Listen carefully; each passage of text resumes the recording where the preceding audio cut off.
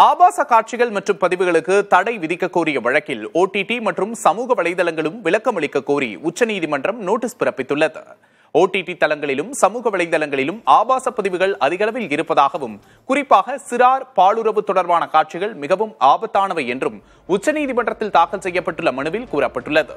இதுபோன்ற காட்சிகள் எந்த தணிக்கையுமின்றி பொதுவெளிக்கு செல்வதால் சமூகத்தில் குற்றங்கள் அதிகரிக்க வாய்ப்புள்ளது என்றும் மனுவில் கூறப்பட்டுள்ளது. திரைப்படங்களுக்கு தணிக்கை வாரியம் உள்ளது போல சமூக தளங்கள் மற்றும் OTT தளங்களில் இடப்படும் பதிவுகளையும் கண்காணிக்க ஓய்வு பெற்ற நீதிபதிகள் மற்றும் துறை சார்ந்த நிபுணர்களை கொண்ட குழுக்கள் அமைக்கப்பட வேண்டும் என்றும் கூறப்பட்டுள்ளது.